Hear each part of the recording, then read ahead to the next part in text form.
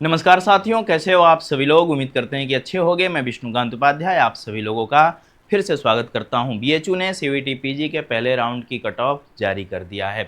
Cut off जारी होने के बाद काफ़ी सारे डाउट्स आपके मन में चल रहे हैं कि अपग्रेड कैसे करना है। अगर हम किसी सीट को एक्सेप्ट नहीं करते हैं तो अगले राउंड के लिए हम एलिजिबल होंगे कि नहीं होंगे। इसी के साथ साथ हमारा एक कोर्स में हो गया है, हम दूसरे कोर्स का वेट कर रहे हैं, तो क्या करें। कई सारे जो डाउट्स हैं आपके मन में चल रहे हैं, तो आज की जो ये वीडियो है आप लोगों के लिए काफ़ी महत्वपूर्ण होने वाली है। अच्छे से समझिएगा। तो देखिए भाई, बीएचयू ने कल 10,500 सीटों के लिए पहले राउंड की कट ऑफ जारी कर दिया। सबसे ज़रूरी चीज़ कि इस बार मात्र 40,000 बच्चों ने ही पीजी के लिए बीएचयू में अप्लाई किया था। कल रिजल्ट जारी होने के बाद रात को 12 बजे तक लगभग 2,000 बच्चों ने, लगभग क्या 2,000 बच्चों ने ही, बिल्कुल सही डेटा है, 2,000 बच्चों ने पेमेंट करके अपनी सीट को लॉक कर लिया है और काफ़ी सारे बच्चों ने सीट को अपग्रेड पे लगा दिया है। तो अब आप लोग पूछ रहे हैं कि सर अपग्रेड कैसे होगा, उसके लिए पेमेंट करना ज़रूरी है कि नहीं। तो चलिए मैं एक एक करके सारी चीज़ों पे बात कर लेता हूँ। तो सबसे पहले जब आपको सीट एलोकेशन हुआ होगा तो आपके पोर्टल पे दिख रहा होगा कि आपको क्या मिला है। आपको डिपार्टमेंट ऑफ हिस्ट्री मिला है, या फिर मास्टर्स इन हिस्ट्री के साथ साथ आर्य महिला पीजी कॉलेज मिला है, वीकेएम मिला है, वीसीडब्ल्यू मिला है, डीएवी पीजी कॉलेज मिला है। यानी कि जिस भी कॉलेज या कैंपस में आपका एडमिशन हुआ होगा वो आपके पोर्टल पर लिख करके साफ तौर पे आ रहा होगा, पहली चीज़। दूसरी चीज़, क्या आप उस कॉलेज से संतुष्ट हैं जो आपको मिला है? बिल्कुल नहीं है, क्योंकि हर कोई चाहता है कि हम मेन कैंपस से पढ़ाई करें बीएचयू के। क्योंकि डीयू में क्या है ना, कॉलेज ज़्यादा मायने नहीं रखते हैं। भले ही किसी कॉलेज में एडमिशन हो, सबकी क्लासेस एक साथ चलती है तो बच्चे कॉलेज को जितना उतना भाव नहीं देते हैं। लेकिन बीएचयू में क्या है, कैंपस की क्लासेस अलग होंगी, कॉलेज की क्लास अलग होगी।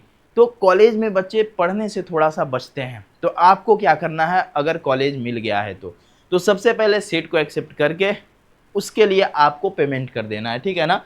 पेमेंट का ऑप्शन आएगा, इधर से आप पेमेंट करोगे और पेमेंट जैसे ही करोगे आपके सामने कुछ 2-3 प्रकार के ऑप्शंस और खुल जाएंगे। सबसे पहला, पेमेंट के बाद एडमिशन को विड्रॉ करने का ऑप्शन आ जाएगा। इसके बाद आपको पेमेंट की रिसिप्ट देखने को मिल जाएगी, फ्रीज एलोकेटेड सीट का ऑप्शन आएगा और जस्ट इसी के नीचे अप्लाई फॉर अपग्रेड का ऑप्शन आएगा, ठीक है ना। ये यहाँ पर आपको दिख रहा होगा, यहाँ पर ये आपको दिख रहा होगा। तो आपको क्या क्लिक कर देना है, मान लो आपको थर्ड प्रेफरेंस मिल गया है, ठीक है ना। आपने क्या दे रखा था, डीएमसी, डीएवी और वीकेएम, ठीक है। वीकेएम, एएम, पीजी, वीसीडब्ल्यू, इसका ज़्यादा टेंशन लड़कियों को ही लेना है। लड़कों को सिर्फ डीएवी का टेंशन है कि डीएवी अगर हमें मिला है तो किसी भी हाल में हमको कैंपस मिल जाए, ठीक है।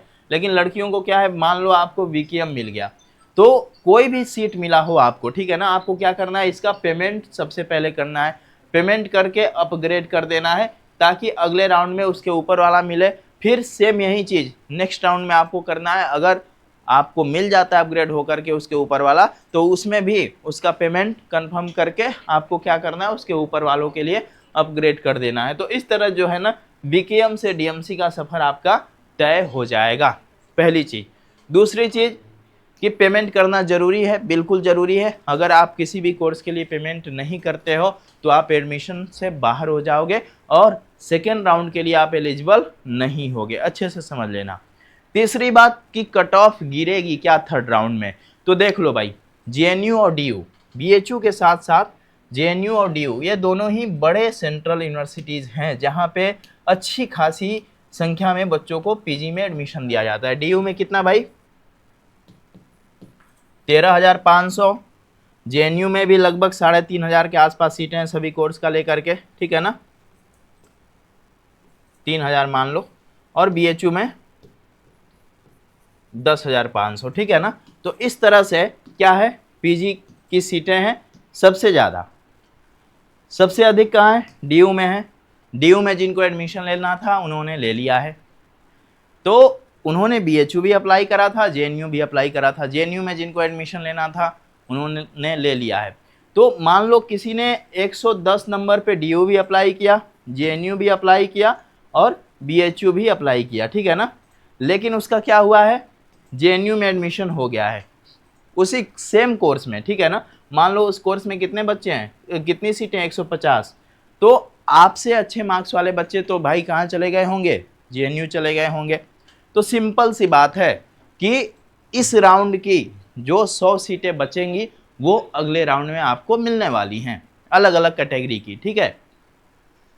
तो बिल्कुल अभी कट ऑफ गिरेगी और अच्छी खासी कट ऑफ गिरेगी, यानी कि जो गिरावट आपको DU और JNU में नहीं देखने को मिला वो गिरावट आपको BHU में देखने को मिलेगा। तो अगर सीट एलोकेशन नहीं हुआ है तो धैर्य बना करके रखो, परेशान बिल्कुल मत होना।